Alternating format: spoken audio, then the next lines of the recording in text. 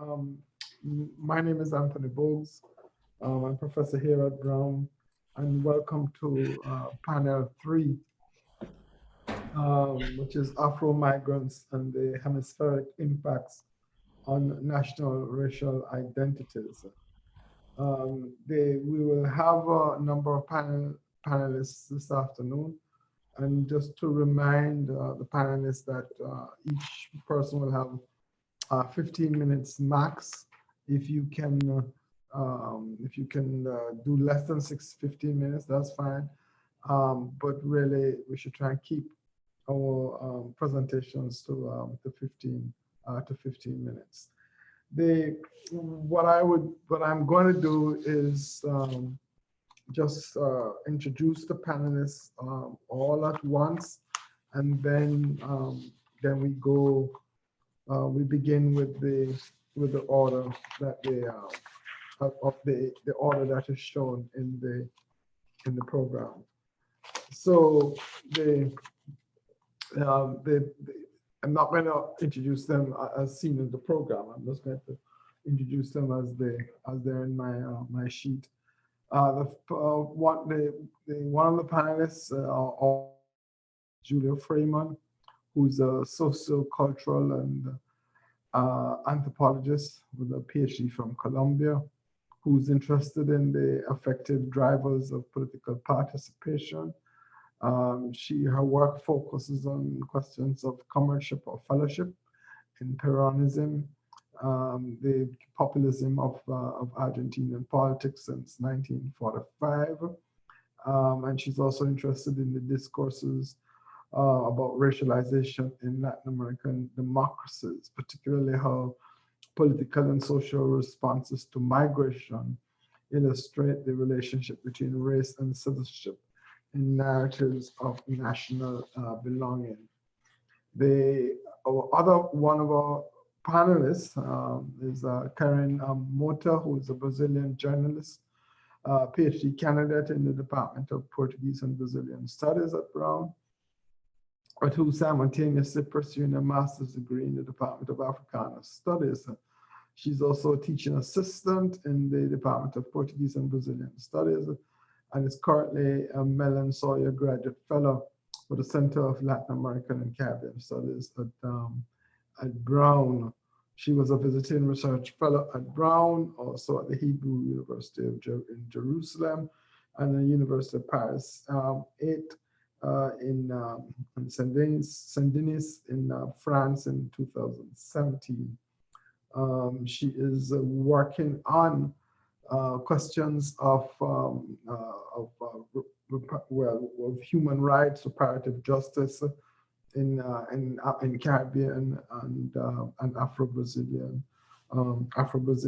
literature. Our other panelist is Gina Escobar, who comes from Colombia and is currently a Ph.D. candidate at the Institute of Development Studies in University of Vienna, Austria. Her topic of research concerns resilience and governmental assistance for internally displaced persons in Colombia. She's focused on understanding how resilience enhances governmental assistance provided to Afro-descendant Indigenous women living in places like Cartagena. She holds a master's degree in global studies from University of Vienna, and she is graduated from the University of Los Andes in Colombia with a first degree in languages. Then there is Fatu, who's a student and a columnist and a digital influencer. In her digital influence program, she has over 100,000 followers and with 91,000 followers on Twitter. She takes a stand against anti-racism and stand for questions of social and economic justice in Brazil and on the African continent. She's Senegalese, but raised in Brazil, and recently founded an educational company called Africa Academy, whose aims is to spread knowledge about the African continent, its philosophy, cultural and energy issues, themes that are often neglected by Brazilian academic world and conventional media. And then our final person, our panelist, is Donna Francis, who's the director of the American Studies program at the University of Miami. Professor Francis specializes in Caribbean literary and intellectual histories, American diaspora literary studies, globalization, and transnational feminist studies and theories of sexuality and citizenship.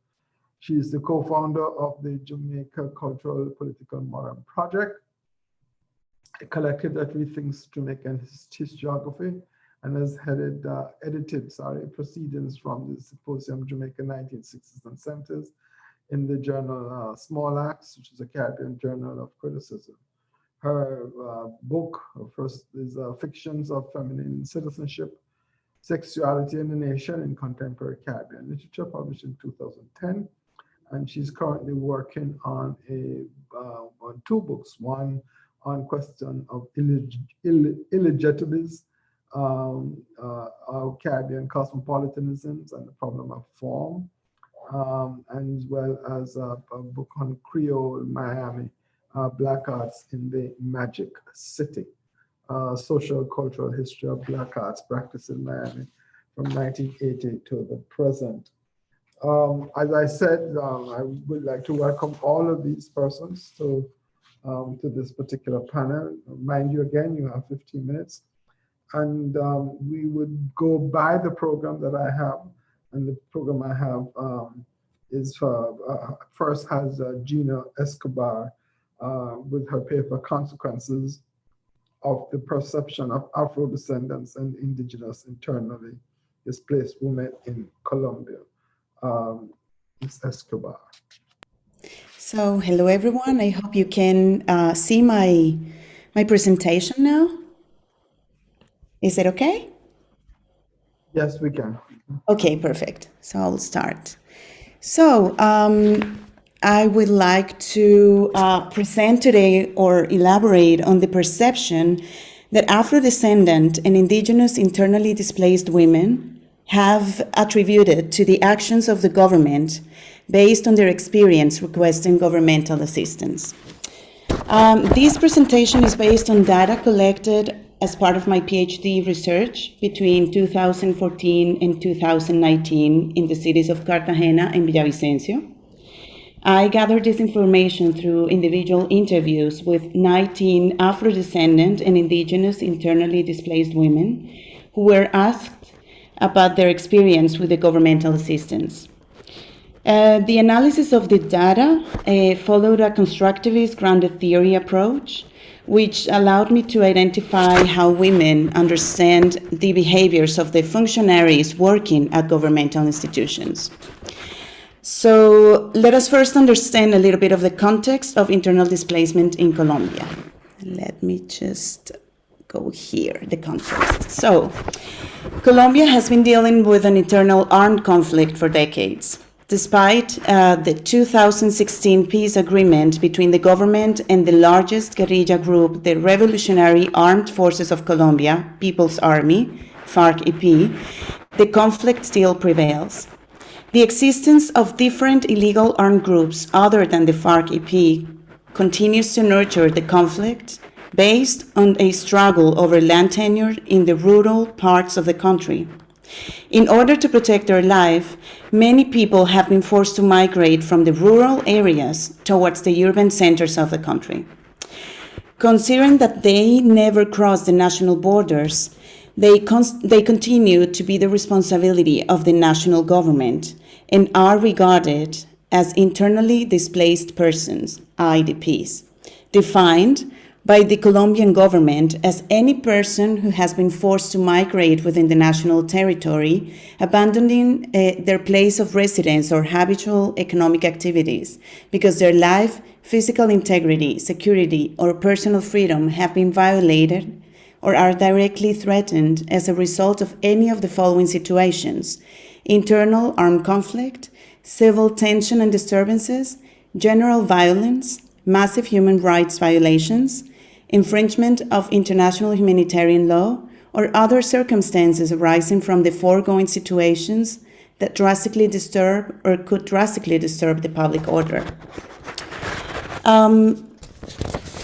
Currently, by the end of September 2021, Colombia had recognized more than 8 million internally displaced persons. Within such population, Afro-descendant and Indigenous women are considered one of the most vulnerable groups, as they often experience multiple types of discrimination based on gender, race, and their status as displaced. In order to face the situation, the Colombian state assists IDPs through the Victims and Land Restitution Law 1448 of 2011. Despite the governmental efforts, many IDPs are facing a situation of protracted displacement. According to Lushna and wait a second, please. I just lost this part. According to Lushnar and Milner in 2009, a protracted displacement situation are those which have moved beyond the initial emergency phase, but for which solutions do not exist in the foreseeable future. So in this context, as I previously mentioned, I would like to discuss how Afro-descendant and Indigenous women believe that the government perceives them, and how such attribution influences their possibilities to overcome the condition of displacement. When analyzing the data, I found that most of the women felt mistreated and abandoned by the government based on its behavior towards them. Afro-descendant and Indigenous women attributed such behavior to a discrimination based on their socioeconomic status, ethnicity, gender, and situation of displacement. For instance, most of the women, let me show you here, okay. Most of the women in Cartagena felt mistreated due to their lack of education. Two of the participants expressed, one should not be deceived in this way just because of being illiterate.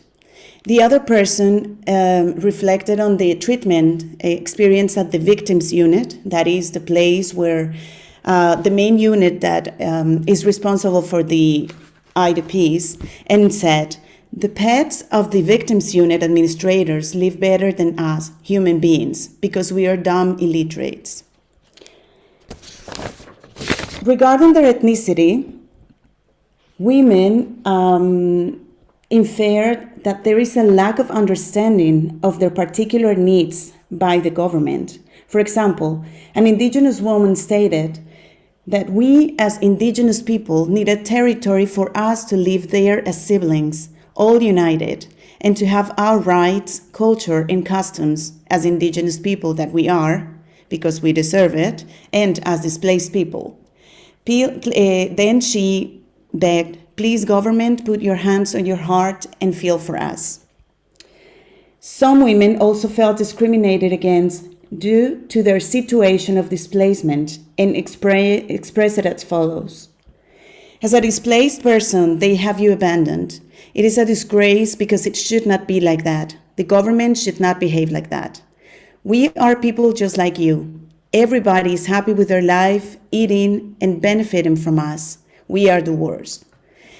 The third person said, look what is happening here. They, meaning the government, do not even know where you live because they put it on the papers and I don't know what is happening because nothing ever comes, no information. They do not know where you are. They do not know how to locate you. They do not send you your rights as it should be. They have you abandoned. They do not give you a house. They do not give you anything. These statements can be regarded through the attribution theory proposed by Haida, which suggests that people tend to make assumptions on the behavior of others based on what they attribute as being explicative of others' actions. In this sense, my objective is not to discuss if the attributions of these women reflect the real perception that the government has of them, but rather to point at how the women interpret the behavior of the government and how it influences on their possibility to overcome the condition of displacement. To analyze this aspect, I have used the approach of the social ecology of resilience, which, according to Ungar, 2011, regards resilience as a holistic process defined as both the capacity of individuals to navigate their way to the psychological, social, cultural, and physical resources that sustain their well-being, and their capacity individually and collectively to negotiate for these resources to be provided and experienced in culturally meaningful ways. In this manner, if women are to overcome the condition of displacement, it is crucial to guarantee that they are able to navigate towards and negotiate for the necessary resources. For the Colombian government, overcoming the condition of displacement implies no longer being vulnerable and weak as a result of the victimizing event of forced displacement, and being able to achieve a socioeconomic stability that allows for the effective enjoyment of the individual's rights through their own means or the established governmental programs. However, this might be problematic if we consider that resilience requires an interaction between the individuals, with their personal attributes and belief systems, for instance, and their ecology, which refers to the context in which they live, where external actors, such as the government, provide the resources.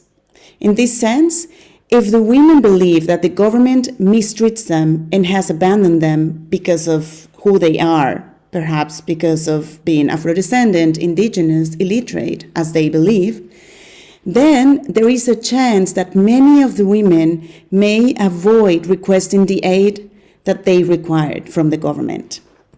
As expressed by some of the women, there is a lack of trust towards the government based on its behavior.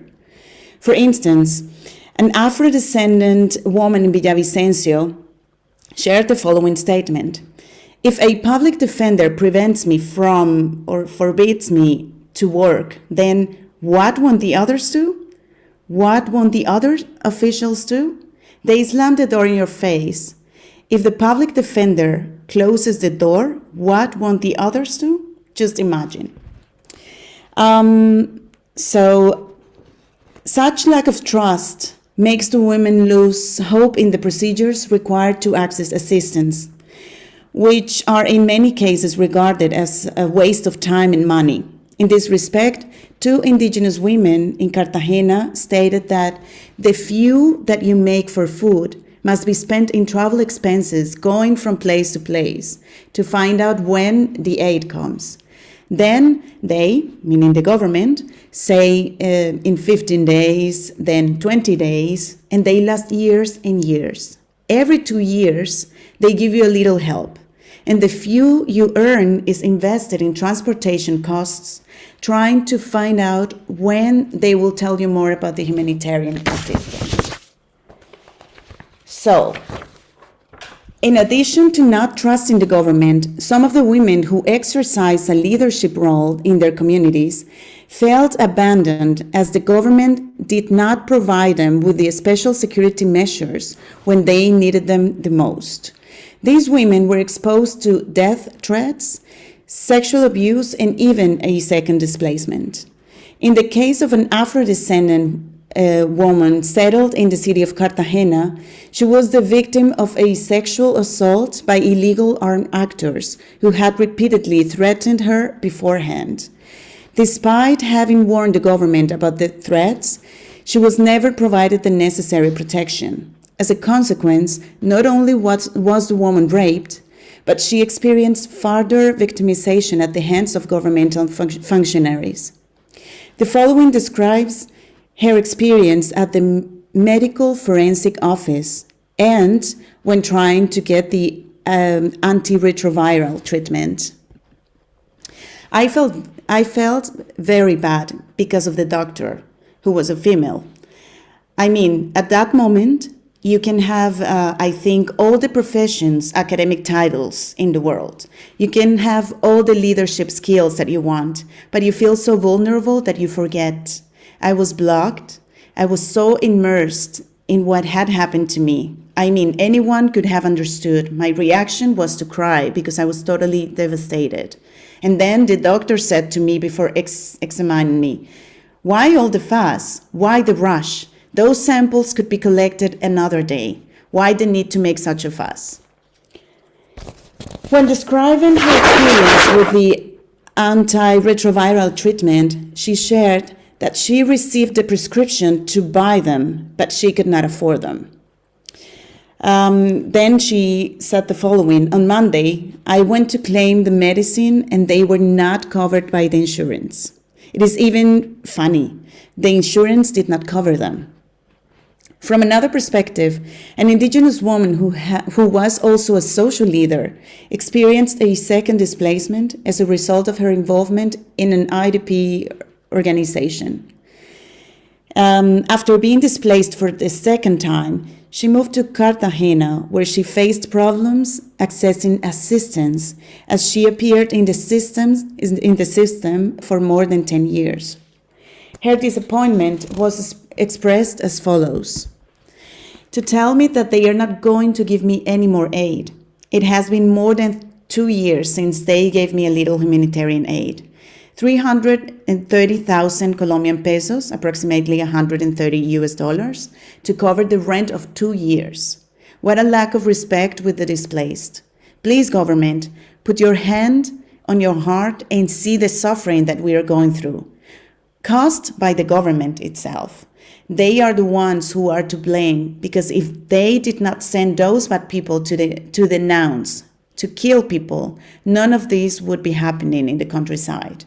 I had everything living in the countryside, and now I am having a hard time living around here, a place that you do not know, where no one values you. Even the state does not value you. They don't even realize that you're going through hardship. It is a disgrace. Government, look at the needs of the displaced people." So, abandonment was also experienced by an elderly Indigenous woman living in Cartagena, as she had to stand the mistreatment of her partner because she had no means to move to a different place due to the lack of housing. As she expressed, "I do not have a home. I live with my partner, but he's constantly kicking me out, and I'm holding on until I can spread my wings and go somewhere else to avoid having so many problems." So, as a conclusion, the data collected in the cities of Villavicencio and Cartagena provided some evidence as to how women interpret the behavior of the government based on their experience with the assistance designed for IDPs. I found that Afro-descendant and Indigenous women feel mistreated and abandoned by the government, a behavior that they explain by attributing it to their socioeconomic status, gender, ethnicity, and conditions of displacement. Regardless of the accuracy of such attributions, the importance of this discussion concerns the fact that such attributions may affect how the women navigate towards the resources that they need. For instance, they may lose their motivation to ask for help, growing apart from the government, which in turn compromises the efforts of the government to improve the situation of IDPs. In this scenario, the chances for internally displaced women to adopt a role as active agents in the recovery of their life may decrease as they end up accepting what they believe is the perception of the government towards them, in which they end up accepting as a fixed reality that cannot be changed. Consequently, the attribution that the women give to the behavior of the government reduces their opportunities to overcome the condition of displacement. Understanding this fact is important for the government to create interventions that can modify the way in which the women interact with the government with it. For instance, by training the governmental functionaries to be more aware of how their behavior affects IDPs. Thank you. Thank you very much. Okay. Really, thank you, and thanks for trying to keep Ms. Escobar for trying to keep within 10 minutes. Our next panelist is Julia Fierman.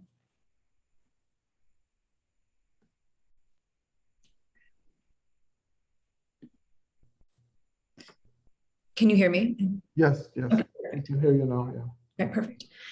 This paper examines internal divisions within Peronism, an Argentine political tradition that historian Federico Finkelstein, among others, has deemed the first populist regime in global history, and which currently holds power in Argentina. Since its emergence on the political scene in 1945, Peronism or Peronismo has largely defined Argentine politics and culture. And while Peronism is incomparably historically resilient, in large part due to its ability to shapeshift ideologically quite drastically over its 7.5-decade history, it has also been riddled with internecine conflict throughout most of its lifetime. And over the next few minutes, I will examine how Peronism's internal factiousness, particularly in the post-Cuban Revolution era, can be understood as a hegemonic battle over Argentine authenticity waged between so-called white and blonde middle-class Peronists on one hand and so-called Black Peronists on the other, the latter group being traditionally associated with Argentina's working class and the traditional Peronist proletarian base. And this work comes out of extensive ethnographic research carried out among self-proclaimed Peronist activists or militants or militantes from 2012 to the present, read alongside an examination of Peronist representations of the people over the movement's 7.5-decade history. Peronist rhetoric has always celebrated intentionally vague signifiers such as the workers or the people or the shirtless ones, los descamisados, to create a diverse and broad coalition. Yet the diversity of this coalition, which has arguably led to Peronism's historical perseverance, has also rendered Peronism particularly subject to internal power struggles, as different social sectors loyal to Peronism sometimes look upon each other as rivals or even antagonists rather than allies. When Peronism emerged in 1945 under the leadership of Juan Perón and his wife Eva or Evita, it sought to create a polyclass alliance, but chiefly drew support from the working and proletarian classes, which largely consisted of internal migrants from the hinterland or interior of the country who had moved to urban centers in search of employment. These marginalized subjects felt interpolated by early Peronist discourse and its celebration of criollo traditions, while Peronist images and oratory often referenced customs associated with the mestizo and indigenous Argentines. These depictions of the Argentine people or pueblo were intentionally vague, producing an ambiguous aesthetics of national belonging available to variegated interpretations. Moreover, as Gaston Gordillo has noted, the term mestizo is very rarely used in Argentina. Instead, criollo, which eludes clear racial categorization, is used much more commonly to generally refer to the culture and traditions of the provinces versus the city. Thus, criollismo, celebrated by Peronism as representative of Argentine authenticity, is quite racially ambiguous. The internal migration, which set the stage for the emergence of Peronism's national populism, occurred at the time of the global economic crisis, transforming the Argentine political and social reality by creating shanty towns in the province of Buenos Aires on the outskirts of the capital city. To this day, this area is called the conurbano, which is historically associated with socioeconomic precarity and the so-called popular sectors, which are generally referred to as Black. These internal migrants face discrimination in a city which, considering itself a metonym for the Argentine nation, this is Buenos Aires, has historically associated itself with European identity and whiteness. While African origins are broadly denied across many sectors of society, demonstrative of a broad investment in what Gordillo has called the myth of a white Argentina, these migrant workers were popularly categorized as Black, illustrating how socioeconomic class is deeply racialized in the Argentine context. A denial of African heritage, which is in reality widespread among Argentines, has not led to a denial of Blackness, or in fact, it's a category that's often appealed to. But I do want to shout out briefly to the work of Erica Edwards, who's a historian at the University of North Carolina, Charlotte, who has argued that this myth of white Argentina, which has argued that there are basically no Afrodescendientes in contemporary Argentina, through incredible historical analysis of records, has looked at how women of African descent early on in the history of the Republic recategorize themselves as white and their children as white. And so Blackness, rather than being, or Afrodescendencia, rather being something that exists at a very small scale, actually exists at a very large scale across the Argentine population. So I just wanted to mention her work because I think it's wonderful. After he was elected president in 1946, Juan Perón's government undeniably transformed the face of Argentine politics and society by embracing the figure of the worker, implementing many welfare policies, and empowering previously marginalized, poor, and often darker-skinned Argentines to feel that their voice mattered in national politics. But even though the first Peronists were associated with Blackness, Eduardo Elena and Ezequiel Adamowski have noted that the Perons themselves did not often utter the term Black in their public remarks, instead referencing the workers or the people or the shirtless ones instead. In fact, these authors argue the Perons eschewed racializing terms, believing that speaking of race was counterproductive to the coalitional unity they were trying to build. But who did the workers and the people Perón and Evita were affectionately invoking refer to exactly? Perón clearly avoided defining his movement in Marxian terms of class struggle with the hope of creating a poly-class party. Both Elena and Adamowski have argued that Perón and his wife's use of the signifiers such as the workers and the shirtless ones both hailed the darker skinned sectors of the population, as well as factory workers, and gestured towards an ambiguous mass whose identity was intentionally left vague, leaving the term available to different groups. What Elena has referred to as, quote, the mutability of Peronist racial politics makes it difficult to identify a single Peronist position on race-related questions, or, he adds, for that matter, on almost any issue. While early Peronist visual culture often embraced depictions of El Pueblo with indigenous and less often African phenotypical features, Peronist rhetoric self-consciously remained vague on the racial makeup of the people. Furthermore, while Peronism undeniably brought in notions of citizenship to include those who had been stigmatized because of darker skin color, Peronist imagery and rhetoric still whitewashed Argentine national identity, usually rendering the authentic Argentine criollo an ambiguous mix of indigenous and European features that celebrated Iberian roots above all else. And here I'm thinking of the work of Oscar Chamosa. Yet the socially transformative impact of Peronist rhetoric celebration of those associated with the proletariat and even lumpen proletariat cannot be understated. Even though Argentines across social classes during Peronism and Perón himself persistently sort of denied the influence of Afrodescendencia in Argentine society, Peronism seemed to both its supporters and critics the first political movement that claimed to exalt at least not Western European images of citizenship as the ideal images of citizenship. When Perón was deposed in a 1955 coup, his support mainly resided among those considered in Argentine society Black, working class, lumpen proletariat. During the following 18 years after the coup, Peronism was prescribed to varying degrees for national politics. So this is between 1955 and 1973, a period which Peronists refer to as the resistance.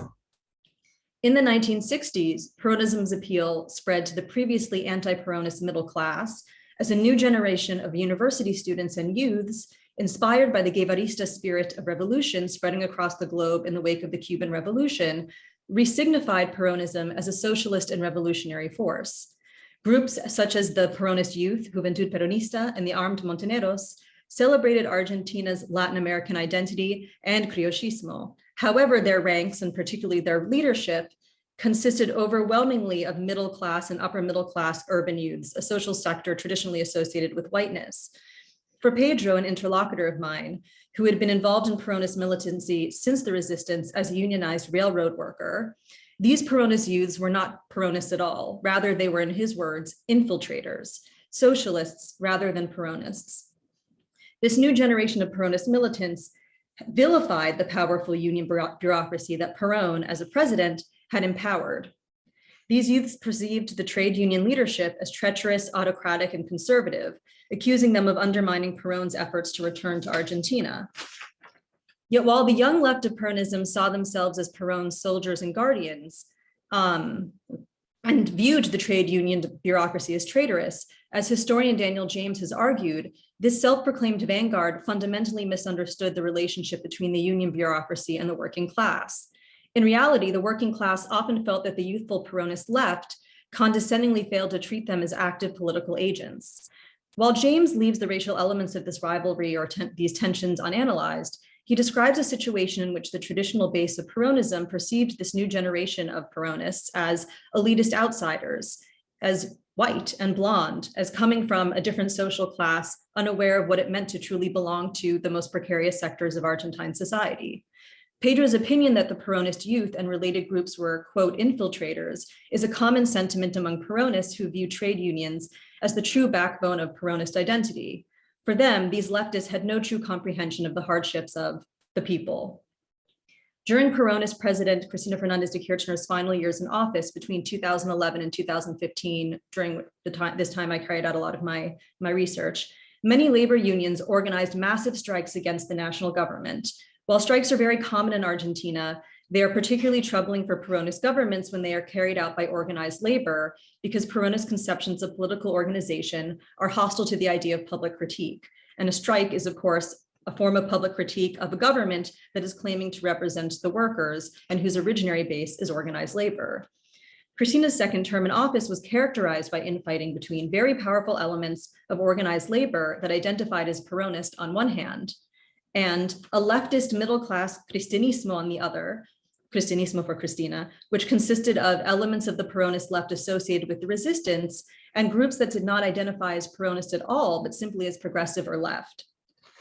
Cristina seemed to favor political associations and the few unions that characterize themselves as progressive and are stereotypically, but not wholly wrongly, associated with urban, university-educated, and whiter voters. Many of my interlocutors identifying as hardcore Cristinistas describe the dissolution of the alliance between their leader and the union leaders as inevitable. The trade unionist elite had acted treacherously since the resistance, they claimed. Again, as had happened with Perón, this traitorous class sought to undermine the movement's only legitimate leader. One of the ringleaders of these strikes was Hugo Moyano, leader of the General Confederation of Labor, one of the most influential unions in Argentina, which has been one of the first pillars of Peronism. The protest he and his allies claimed were a response to Cristina's unwillingness to change income tax rates in the face of rising inflation, a rise in inflation that the government stubbornly denied, going so far as to manipulate the data released by the National Institute of Statistics, the INDEC. While militants expressing loyalty to Cristina had long described these union leaders as treacherous, many who accused Moyano and his allies of treachery confessed to me and to each other that they knew the INDEC numbers were not objective, that they had been manipulated. However, out of loyalty to Cristina and the movement, they knew that they had to staunchly deny this fact publicly. During one of these strikes in the early fall of 2015, Cristina addressed the Argentine people during a televised inauguration of various government projects, and inevitably she referenced the strike. As Evita would say, "I fear the coldness of heart of the compañeros who forget where they come from more than I fear the oligarchs. I feel shame that 10% won't let the other 90% work." Cristina's comments were recognizable to any Peronist as a paraphrasing of Eva Perón, who famously declared that, quote, "worse than an oligarch is a traitor to their class." By quoting Evita in this context, Cristina unequivocally categorized the actions of the strike leaders as betrayal, not just of her government, but of those whom they claim to represent, the workers. Emulating the universally beloved saint of Peronism, Cristina claimed her detractors were essentially inauthentic Peronists, disingenuously posing as men of the people. And how could Cristina and many Cristinistas who I interviewed and observed cast those striking as traitors to the people, particularly when many of those supporting the strikers were from Peronism's original working class base? Perhaps the leaders of the labor unions, some of whom had become quite powerful and wealthy, could be cast as cynical political movers and shakers. But Cristina's remarks suggested that the thousands marching, who were not high-profile leaders, were either actively working against the interests of the Argentine people or had been manipulated by those to whom they entrusted their political loyalty, and neither was a flattering depiction. On the other hand, those who backed the strikes believed that those casting the strikers as the traitors of the working class and the people were completely out of touch with the plight of the working class in the first place. Both sides perceived each other as quote, inauthentic Peronists and traitors to their class. If we are to understand the racial dynamics of these accusations, we see how the shift of Peronism's appeal during the resistance, which saw an influx of urban middle-class Argentines stereotypically associated with whiteness, further complicates Peronist identity and its images of Argentine national belonging and citizenship. Populism's Peronism's historically vague appeal to the people has allowed for different racial and socioeconomic groups to unite against what they perceive as a common enemy. However, in contexts where socioeconomic and racial discrimination are prevalent, precisely because vague appeals to the people obscure persistent prejudice, and particularly in the case of Argentina, anti-Blackness, these coalitions are inherently precarious, and historical antagonisms between these different groups cannot be permanently assuaged by appeals to a common ambiguous political enemy. Thank you. Great, thank you very much. And you kept it in the 15 minutes. Thank you very, very much. Really superb, thank you. Our next panelist, Karyn Mota. Thank you. I'm gonna share my screen pretty quick.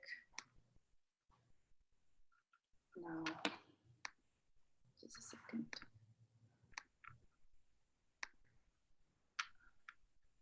Can you all see that? Yep. It's good, it fits the screen. Yep, Yeah. fine. Okay, thank you for the introduction, Dr. Bogues. One of the central themes in contemporary Afro-Brazilian fiction is the counter slaveholding legacy and its ongoing fallout. Human rights violations such as police abuse, mass incarceration, and restricted access to quality education carried out against Afro-Brazilians. Literature not only depicts this historical trauma and its present day's reverberations, it also inquires into what role, just a sec, I'm sorry. Okay, I'm sorry. Into what role cultural production,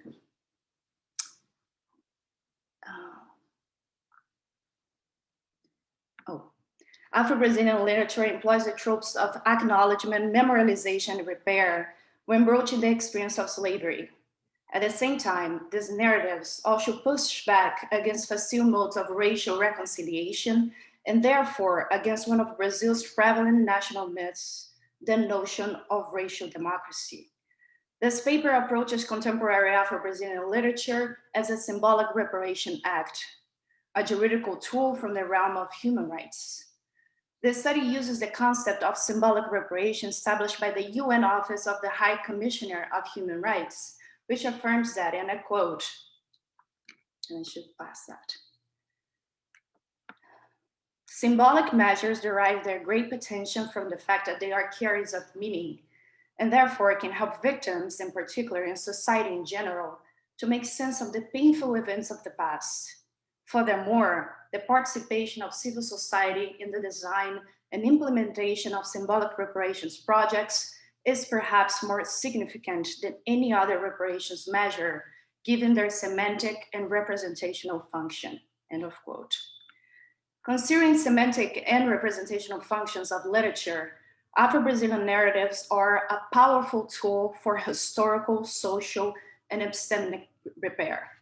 Considering that symbolic reparations foster accounts that engage the legacy of human rights violations, this concept is particularly useful to the study of Afro-Brazilian literature. The literature not only addresses human rights violations, it also creates a space to reimagine the nation's histories and Afro-Brazilians' role in it. Thus, while Afro-Brazilian literature exposes the violent legacy of slavery, it also projects different, more agentic futures for Afro-Brazilians. In other words, Afro-Brazilian narratives represent a symbolic coming to terms with the historical trauma of slavery. As such, these fictional works function as a collective practice for community healing. The starting point of this analysis is the acknowledgement of the historical, political, economical, and cultural relations between Portuguese-speaking countries and the African continent. Today, Brazil has the second largest populations of African descent in the world after Nigeria. This can be traced to the fact that Rio de Janeiro received the largest number of enslaved Africans of any port in Latin America. The estimation is that at least 1 million enslaved people from the African continent reached America through the Valongo Wharf. And here we have some pictures in my presentation. Okay.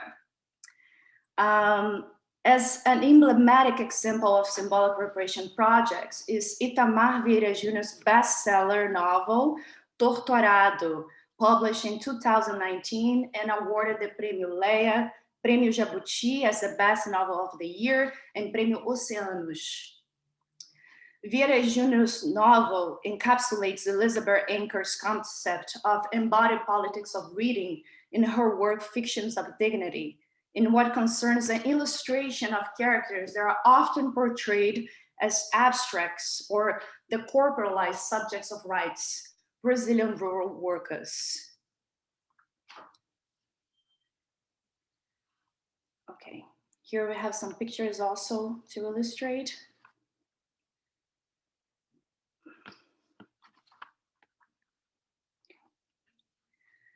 In Torturado, migration, forced displacement, and exile are communicated through a modern-day slavery situation in the fictional Água Negras plantation, located at Chapada Diamantina, here in Bahia State.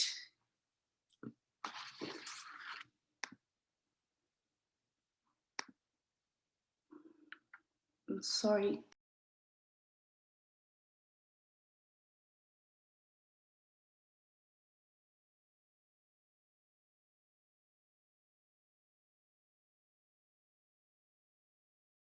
Can you hear me? Yes, we can hear you. I'm sorry, I'm having issues here. In Torturado, migration, forced displacement, and exile are communicated through a modern and slavery situation in fictional Água Negras plantation located at Chapada Diamantina in Bahia State, in which two sisters, Bibiana and Belonísia, are narrators and protagonists of the Afro-descendant struggles inherited by enslaved Africans disputing Brazil's rural territory. Needless to say, migratory flows of Afro-descendant populations are a central concern in this context. Beyond the Middle Passage in Brazil, migration is closely tied to the experience of the country's Afro-descendant population after the abolition of slavery in 1888. Discourses of widening promoted European migration to Brazil at the end of the 19th and beginning of the 20th centuries, and further marginalized Afro-Brazilians as subjects of rights and in the national imaginary. Now, marginalized and racialized populations migrate. I'm gonna get to the end, I'm sorry. Torturado highlights important contributions as a symbolic reparation project, proposes an alternative nation narrative that problematizes structures of inequalities and patterns of conflicts that are part of the nation's imaginary, explores Afro-descendants' characters' subjectivities and agency, denounces the perpetuation of Brazil's human rights violations, and also restore dignity and participation of Afro-descendants in contemporary national narratives. Thank you.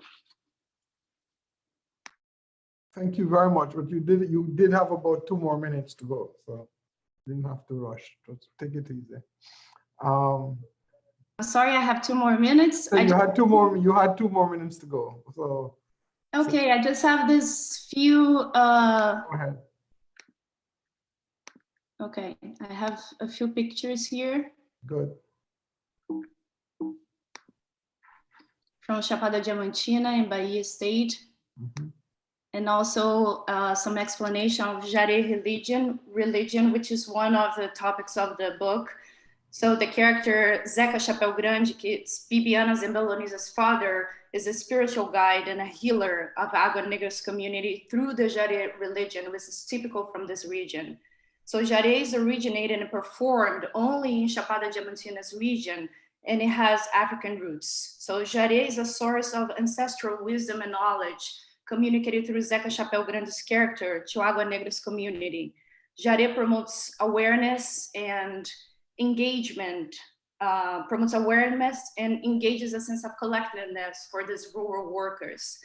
Bibiana and her husband, which is the main two characters, who are educated, they bring to their community ideas related to the labor rights and regarding the land reforms. So Agua Negra's community starts to realize, in that sense, that they are quilombolas, so the resistance, Afro-descendants resistant in this situation.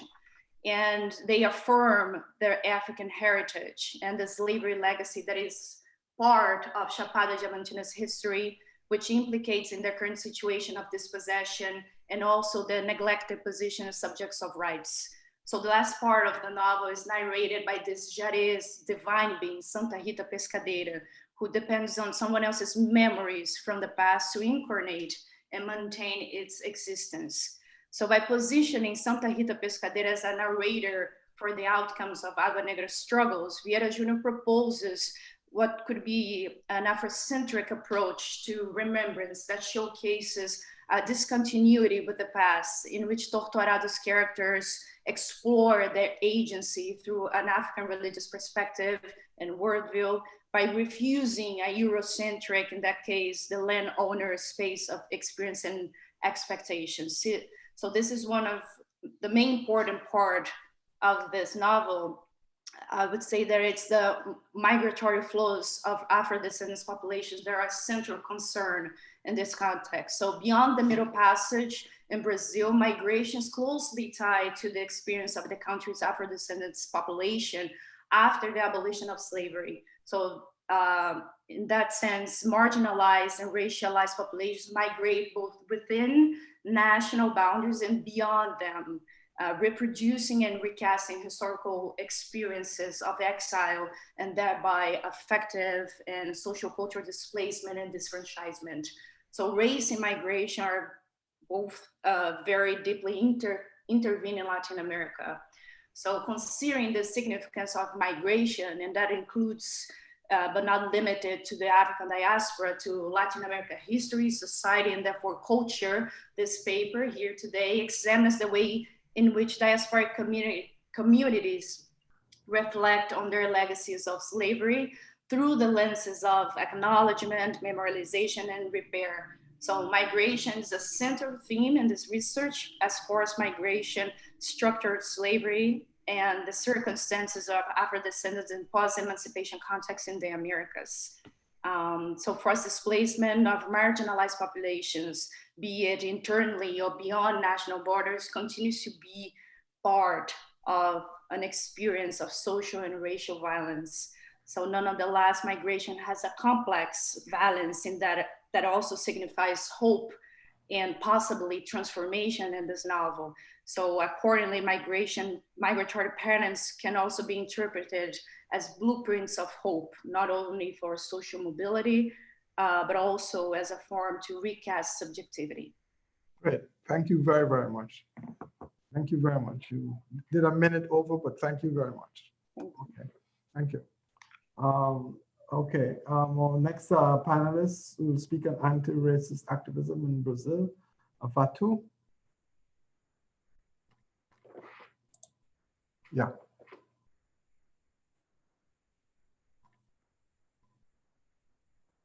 You have to unmute. Yes, so first of all, I would like to thank the Center of Latin American and Caribbean Studies of Brown University for the invite. And today I'm going to, of course, discuss the topic of migration, race, and development in Latin American and the Caribbean. But I'm going to give a focus for the African immigration and the anti-racist movement that comes with it here in Brazil. So first of all, I'd like to discuss a little bit about the African migration in Brazil, because we are currently seeing a new migrational trend, which is sub-Saharan African immigrants coming here to Brazil.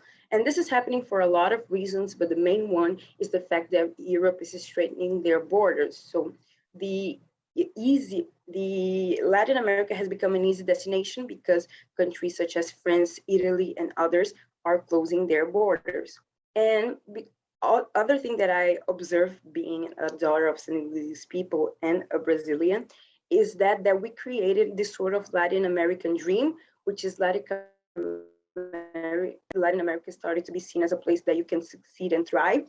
So the most common thing that happens is that the African immigrant comes here and they work and they send money to their families. So other people in Africa sees that as being successful. So I like to call this new reality the Latin American dream. But we know that this is not the reality here in Latin America.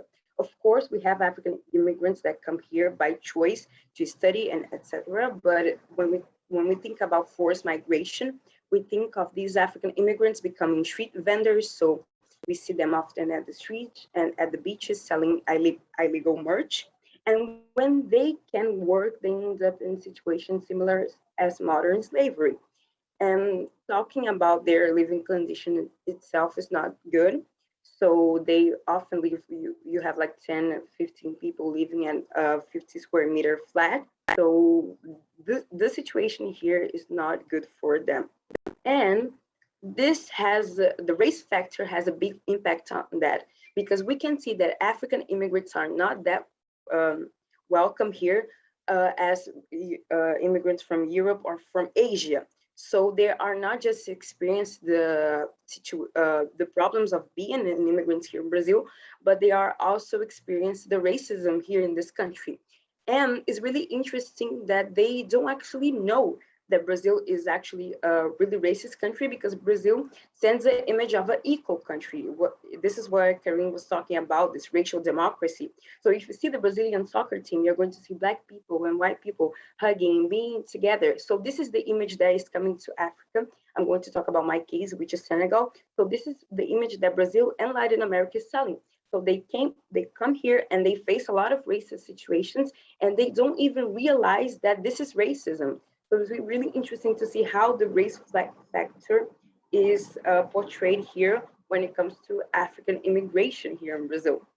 And we can draw a really interesting historical parallel when it comes to migration in Brazil. If we saw the biggest migrational trend was, of course, the African men and women that came here due to slavery, but there is another migrational trend which was really important to understand how Brazil functions as a country, which is I'm going to give focus to the Italian, but we had our other nationalities as well, but the Italian immigration here in the 19th century. So those Italian immigrants came here, and they were offered a lot of land help from the government, because the government was trying to whiten the population of Brazil. But the African immigrants that were here, even after slavery, didn't receive any help from the government. So it's really interesting to see those two parallels and those two ways that Brazil treats their immigrants. And this is happening till today. You can see that immigrants from Europe and even from Asia, from the wars in Syria and stuff, they are way more welcome here than the African immigrants. And those immigrants experience also a lot of police brutality when they are selling stuff, and they often don't have the means to fight it because they don't even know the language, for instance. Moving on, I think it's important to also talk about the solutions and the work that we have been developing as an African community here in Brazil. Because of xenophobia, unfortunately, even in the Brazilian Black community, we aren't welcome as we're supposed to be. So we, as an African community here in Brazil, we found our means to survive here, and most of them are through culture. So we have these events called Magal, which is a big event that, in this case of the Senegalese immigrants, which is this big event which we talk about our culture and our religions and stuff. So it's really important to, and we invite Brazilian people as well to see the event and some authorities to give them an opportunity to learn about our culture. We also have centers to teach Portuguese to Senegalese immigrants and other immigrants that doesn't have Portuguese as their main language. We also help them with documentation and stuff. So when it comes to anti-racist fights in Brazil, of course, it's really important to talk about the fights of Brazilian people towards the Brazilian issue. But since we are seeing this large migration trend, I'm talking about 100,000 immigrants from Africa come here each year, it's important to see how these immigrants are facing this new situation of racism, because the concept of Blackness changed between countries. For instance, if you look at my parents, the first time that they actually experienced racism was here in Brazil, because our doctors in Senegal are Black, our president's Black, every people in the position of authority is Black. So it was really interesting to see how these immigrants are approaching this situation, which is experiencing racism in the country that they aren't original from. So it's really interesting to see this fight and this organization. So I made this presentation really short for open time for questions, but I don't know if I'm going to do them in the end. So thank you so much.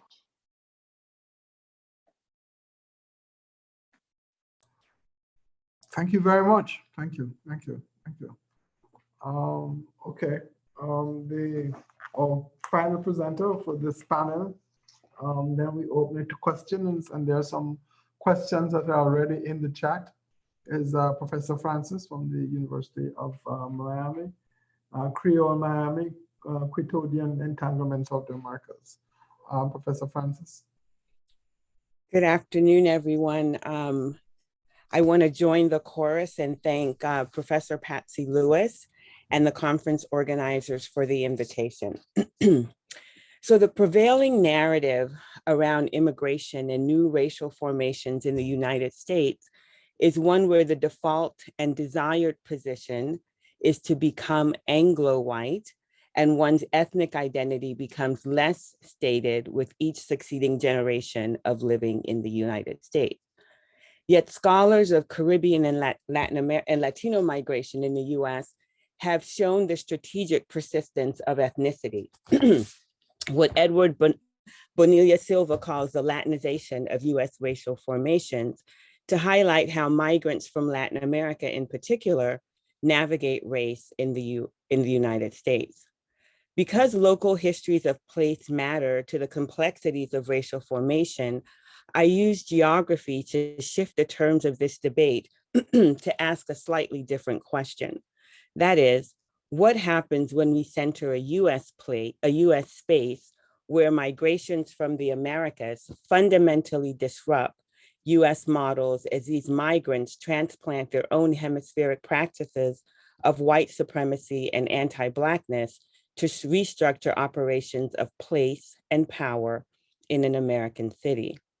This is the story, I argue, that contemporary Miami tells, where the desire is not to function as honorary whites, but to supplant Anglo-whiteness and insert instead what I call hemispheric Creole whiteness in this Spanish dominant and bicultural city. As the imperial crossroads of the Americas, in contemporary Miami, the legacies of segregationist Jim Crow practices converge with transplanted racial ideologies and hierarchies of the city's current 93% foreign-born population, foreign-born population from the Caribbean and Latin America.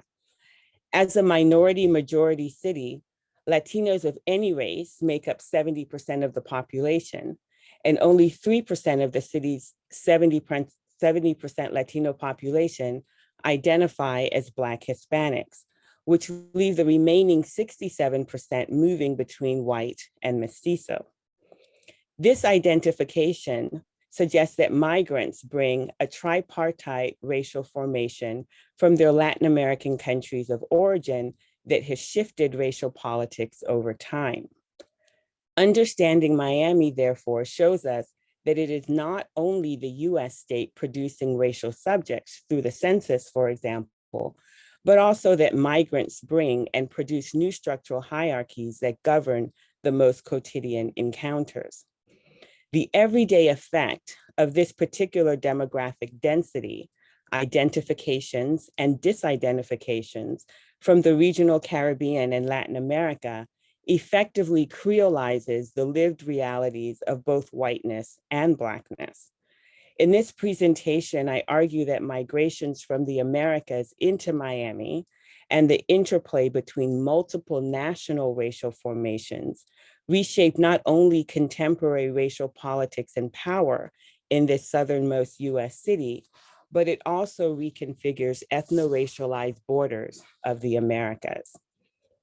The dominant story about race and Miami centers again what I term hemispheric Creole whiteness, a racial formation that foregrounds the city's decisive post-1980s Latinization, when white Hispanics gained and have retained significant power within the city's civic, political, financial, and cultural infrastructures.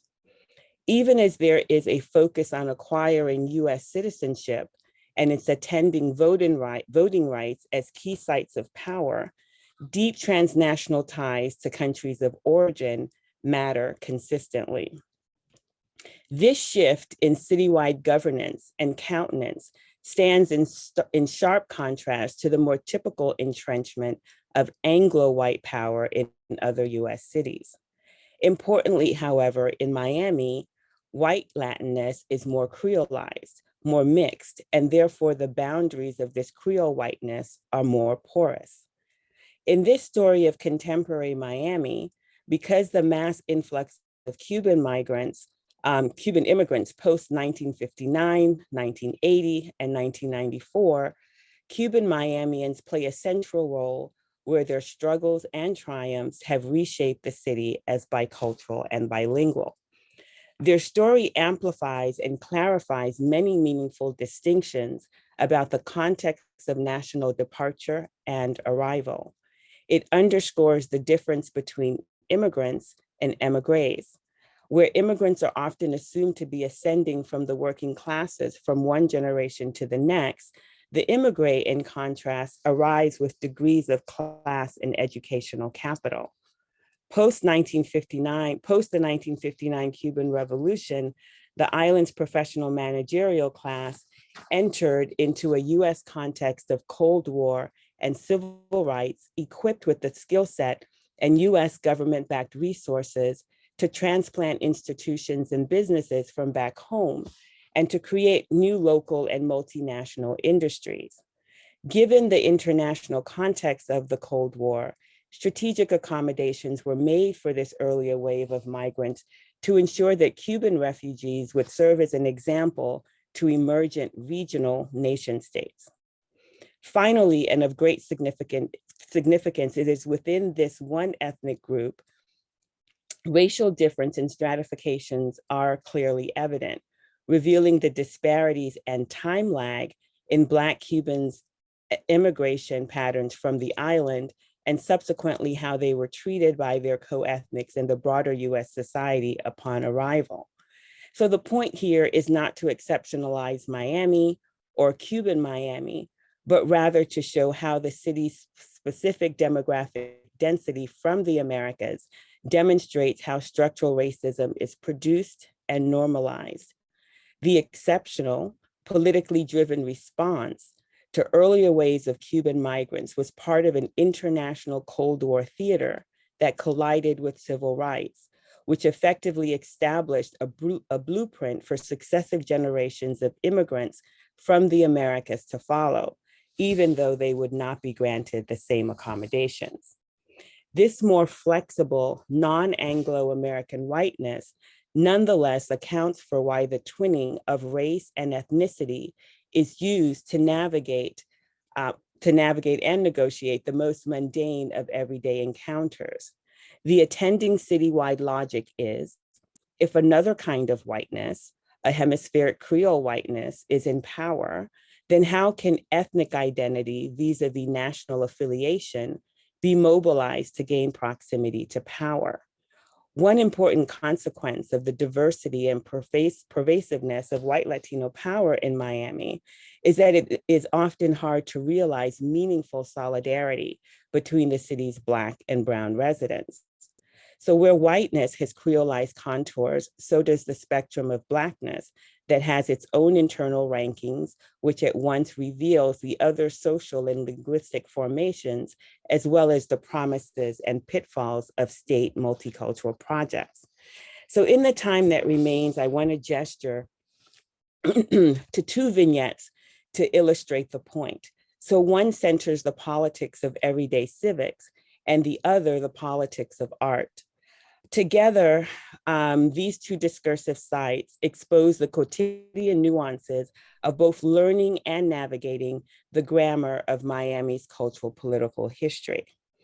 So the recent suspension and then firing of Miami's police chief Art Acevedo, 6 months into his tenure, dramatically exemplifies how the place in the US where one becomes racialized as Latino matters in shaping one's orientation. As a bilingual Spanish speaker and even a fellow Cuban immigrant, arguably Acevedo's tenure as police chief falls apart because he does not understand the grammar of the city's ethno-racial politics. So recruiting the Havana-born, East Los Angeles-raised former Houston police chief is certainly a story about Cuban pride and the ethnic bosses that run the city's political machines. Acevedo arrived with a national profile from his tenure as police chief in Austin and later Houston, Texas. His recruitment by Miami's Republican mayor, Francis Suarez, also of Cuban heritage, who identifies himself as the city's first Miami-born mayor, signals Suarez's own attempt to mark his generational shift to a US-centered national politics and away from a previous generation's anti-Castro emigre politics of grievance. Sworn into office in April of 2021, Acevedo was fired 6 months later in October of 2021 by the city manager, another Cuban, who leveled, quote, relationships between employers and employees come down to a question of fit and leadership style. And unfortunately, Chief Acevedo is not the right fit for this organization, end quote. That Acevedo, an outside nationally recognized talent, was not the right fit for a police department dominated by his Miami-raised co-ethnics, provides clues that the unfolding story illuminates local grammars of ethnicity, politics, and power that govern this bicultural US city. Becoming Latino in Southern California and Houston, Acevedo came from a context of Black and Brown solidarity. Promising reform, he mistranslates the grammar of the city's ethnic relations, as well as the presumed autonomy of the police department. Thus, his very speech act, the quote, the Miami Police Department is run like a Cuban mafia, end quote, was effectively the enunciative last straw. Consequently, the Cuban Miami majority of the city commissioners, of whom 3 out of 5 are Cubans of an earlier generation, mobilized to end his employment based on the basis that he was not the right fit.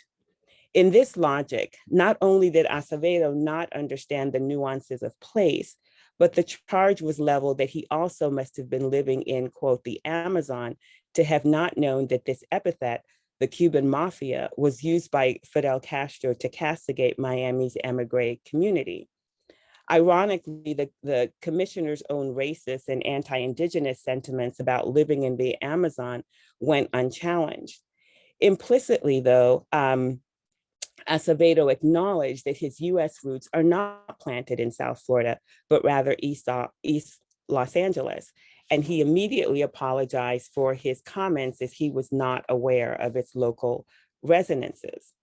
Yet local interpretations were that in fact, Acevedo said the quiet part out loud.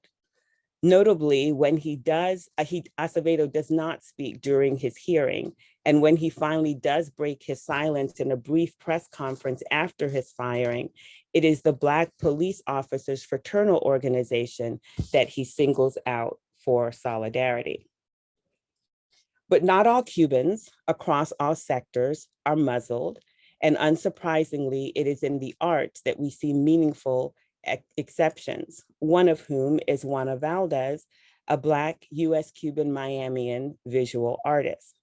Raised in Miami from 7 years old, Valdez has been acutely aware that her art practice negotiates 2 political regimes, the one her parents left behind when they emigrated from Castro's Cuba in 1971, as well as the one her conservative co-ethnics created in Miami.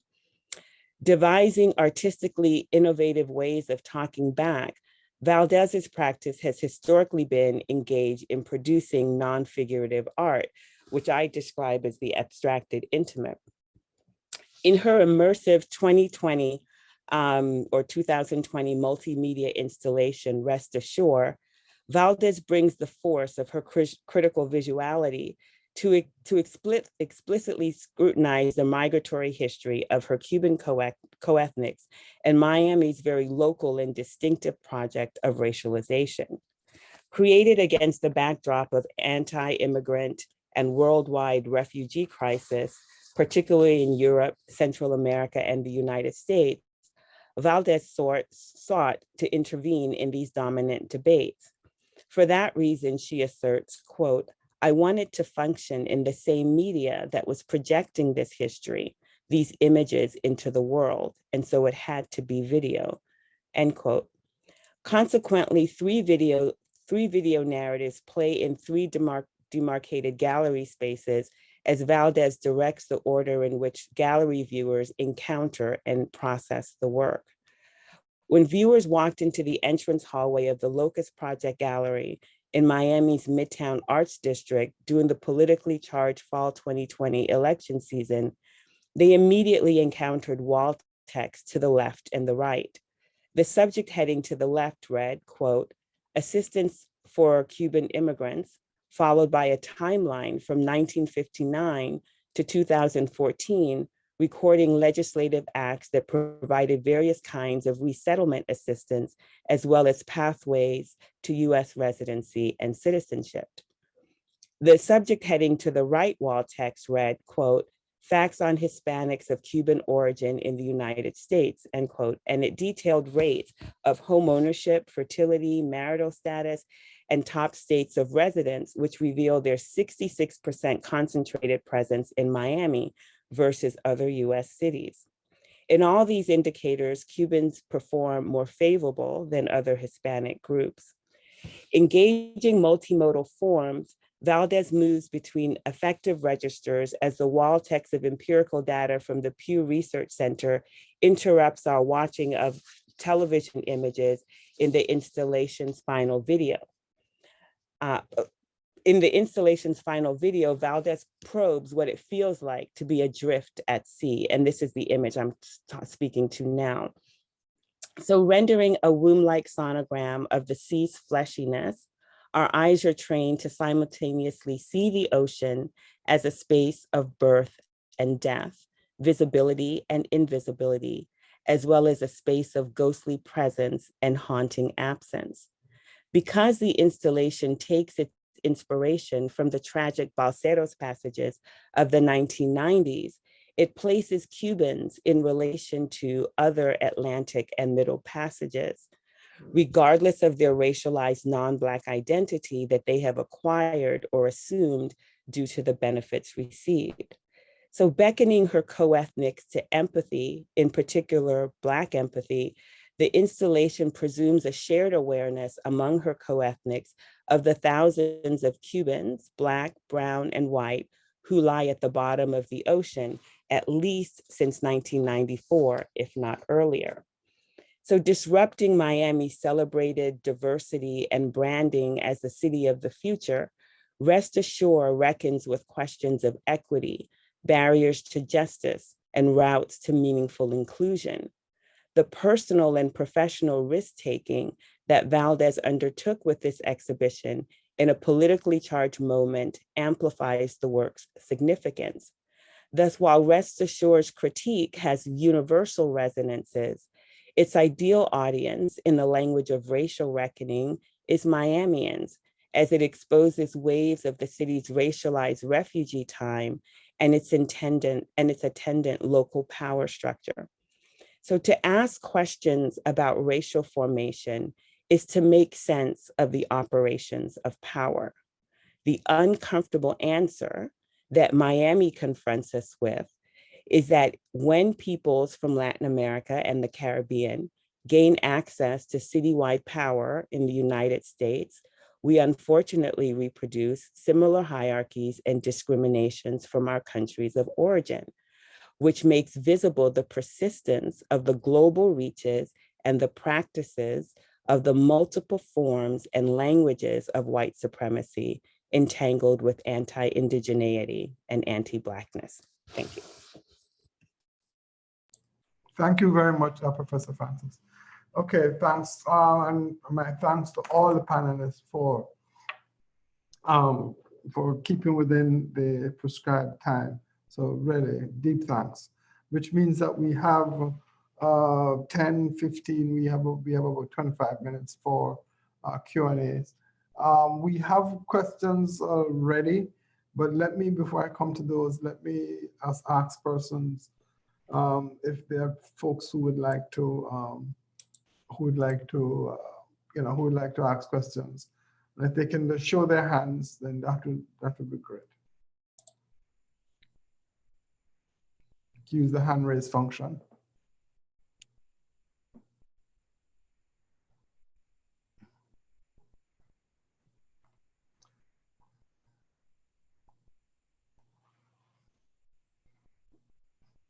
Can you see me better now, Kate? Good. All right, let me ask while people are working through their questions. Let me ask a question that's in the Q&A from Pablo Rodriguez. Is Jare religion similar to Santeria in Cuba, or is it very different? And I think that's a question to our colleague from Brazil.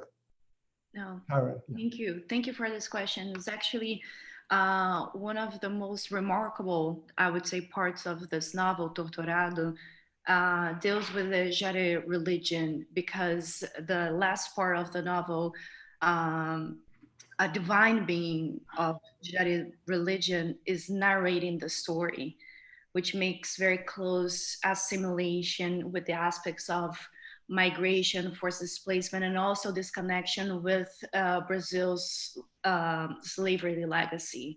And also, of course, the manifestation of an African worldview, so a more Afrocentric approach to this particular narrative. But in my knowledge about Jare religion comes from reading the novel, so I'm not an expert. But I would say that from reading this book is kind of a non-orthodox candomblé practice, and also have like influences from Bantu and Nago.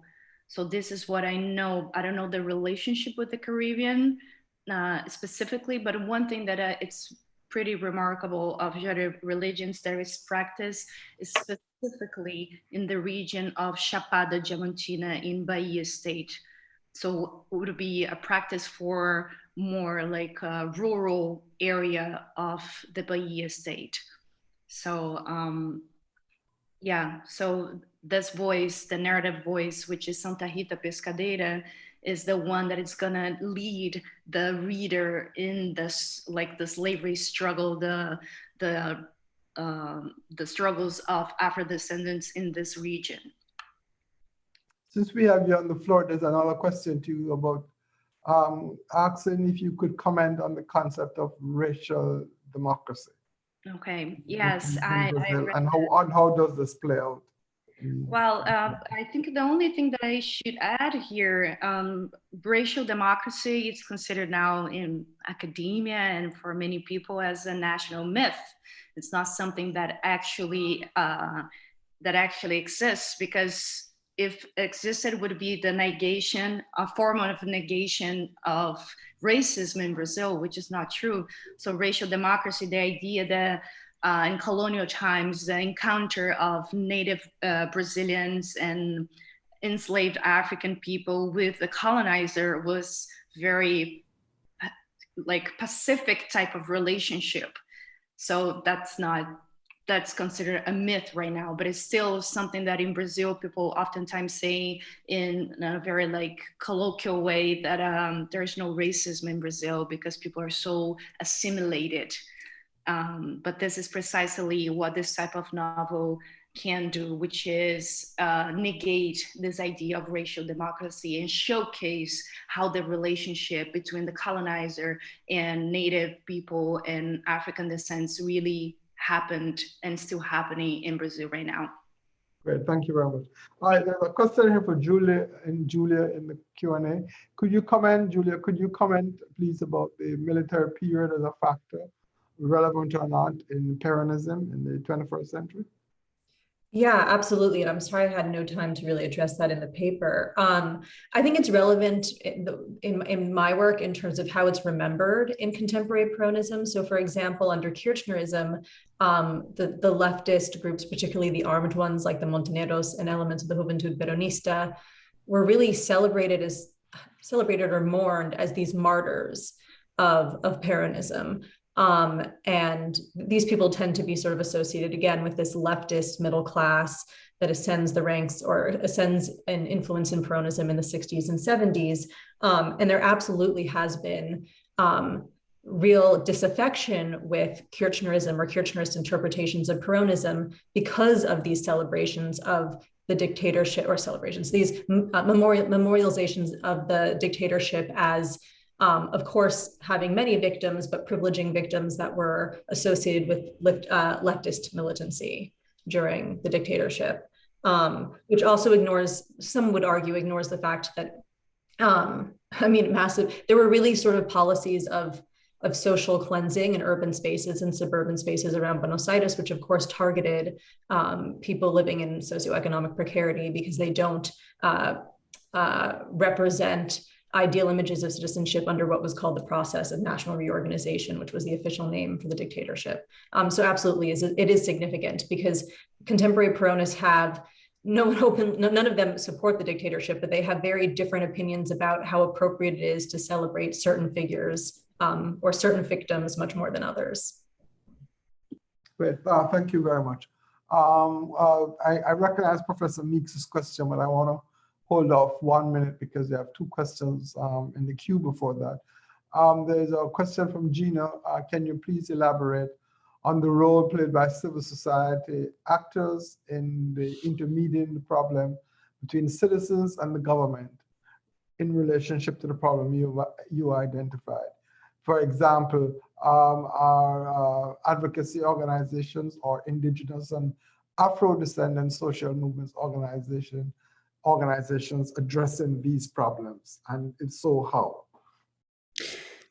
So yeah, basically there are many different IDPs organizations working as intermediaries between the government and the local communities and the IDP population. So yes, they play an important role in trying to support the resilient role of women, for instance, because when IDPs arrive to a city by themselves, they seem to be completely lost. And once they are organized through organizations, they are able to gain a voice through which they can participate in roundtables before the government and conduct different projects that represent their interest. These especially related to minority communities as Afro-descendants and Indigenous. So in this sense, the civil society plays an important role, and they do address the problems that I talked about before. They are constantly trying to close the gaps existing on the current legal framework they created by the government to assist this population. So they do play an important role. So I hope this answered your question. Good. Thank you very much. Thank you. The other question in the chat is for Fatou. Could you share with us a bit more in what specific manners do Afro-descendant social organizations in Brazil discriminate against African immigrants? Is that clear? Yes. So Good, this is a really interesting question because I am between those both sides as an African immigrant and also as someone that lived their entire life in Brazil.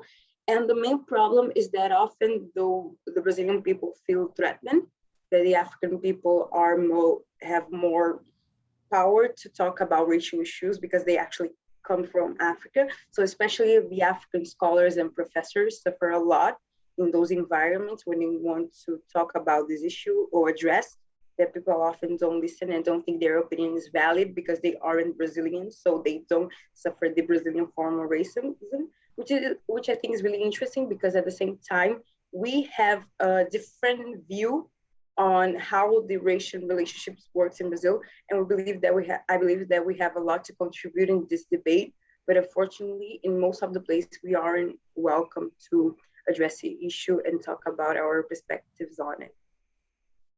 So can you say what, if I could just add to this, in what, I mean, you were given it in certain instances about your parents and how they may have been discriminated against. Could you, I think what the question is trying to get at concretely is that in what ways did this discrimination happen?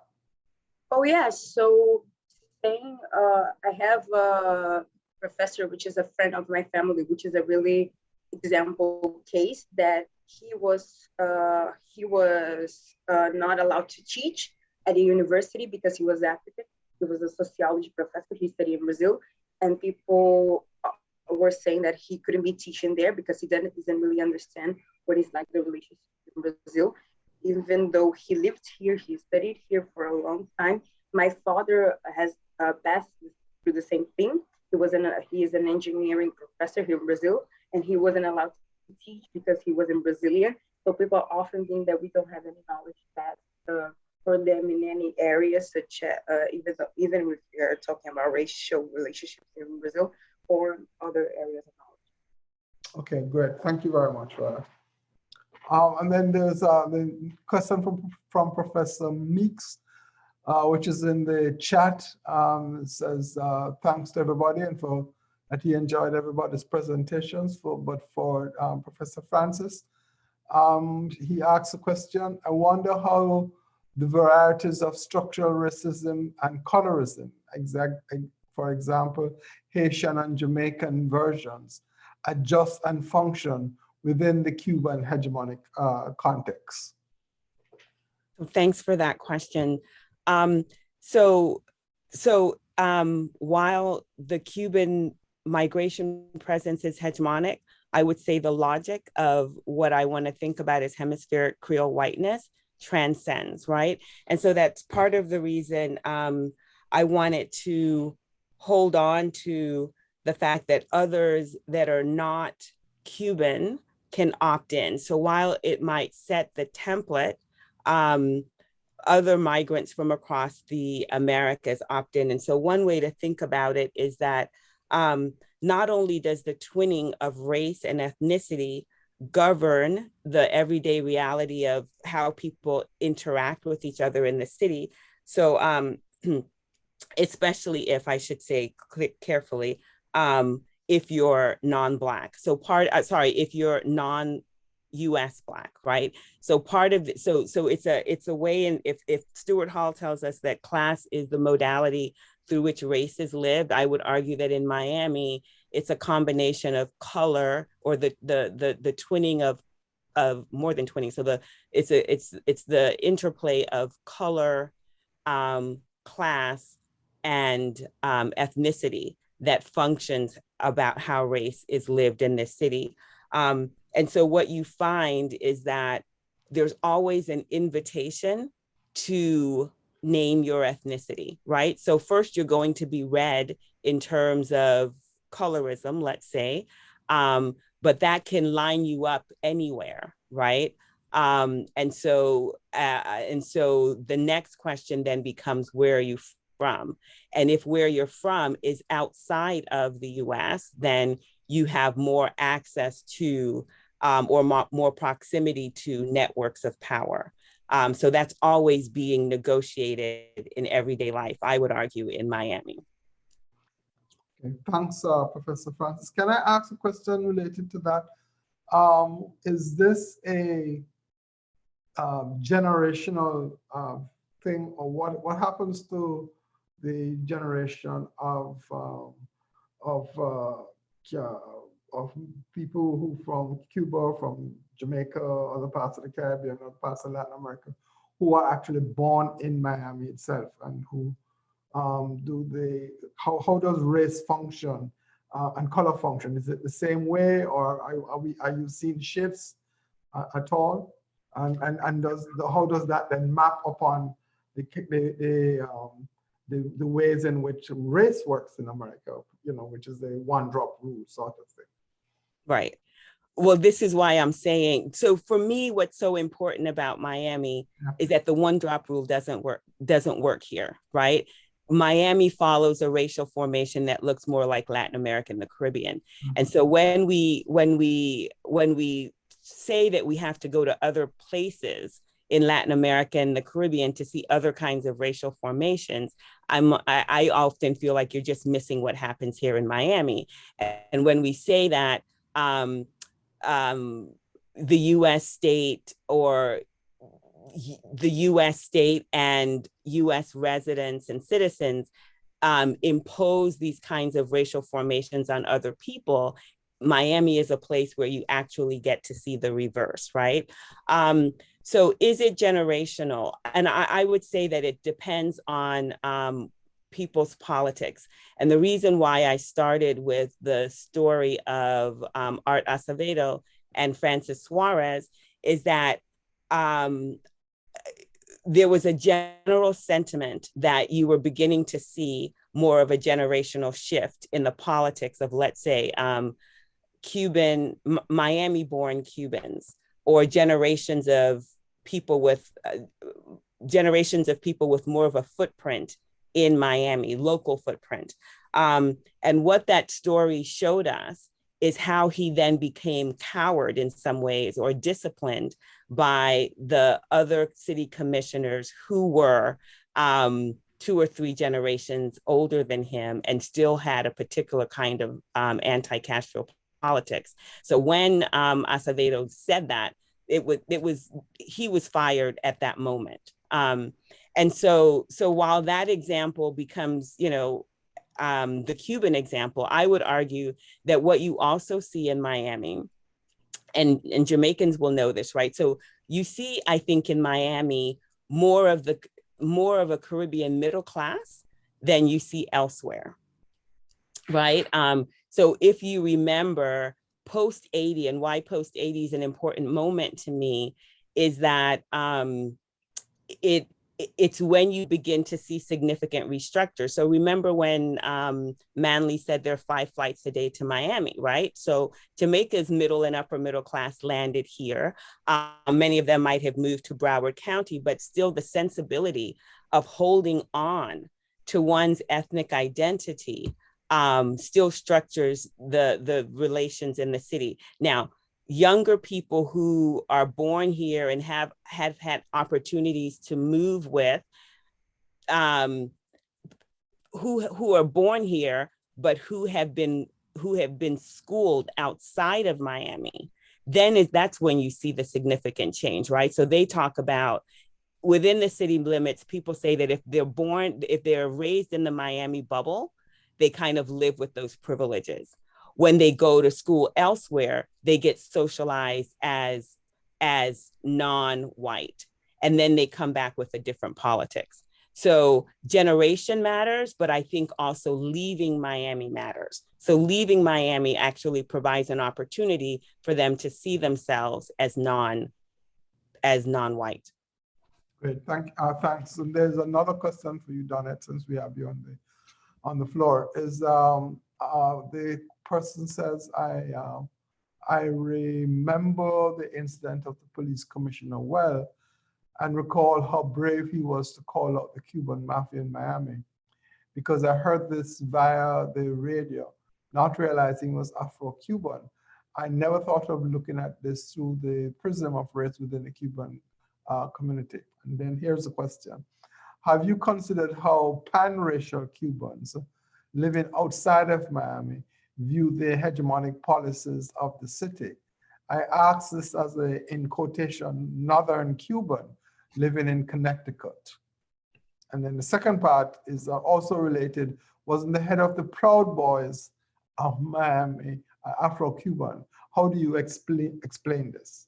Right. So I think that what I said, what I ended with in the last set of comments answers the questioner's question explicitly. So what you will find in Miami is that people who are, and I make a point throughout the paper, right, which is to say the place in which, the place where one becomes racialized as Latino matters. And so for those Cubans who are not racialized in Miami, they absolutely see and read race and Cuban hegemony and Cuban whiteness and Cuban discrimination in the city. They do. And for those who are raised here, they may not see it because they're living in their bubble. But once they leave, they're able to see it. And then also, you know, there are people who, it's not a monolithic group, right? So there are waves of migration, and the waves of Cuban migration also was racialized, right? So the Marelitos have a different relationship to the generation of the exiles and their, or the golden exiles and their children 3 or 4 generations in. And the same, I would argue, for the Balseros, and the same for people who come post 2000. So to talk about a Cuban presence in Miami is not to suggest that it's monolithic politically, but what matters, or what ends up happening, is that exile generation, or the politics of that exile generation, transcends, and it's often the loudest voice in the room, and it's the voice that gets projected to the nation and elsewhere. Good, thanks, Professor Francis. Any other questions in the chat or in the Q&A?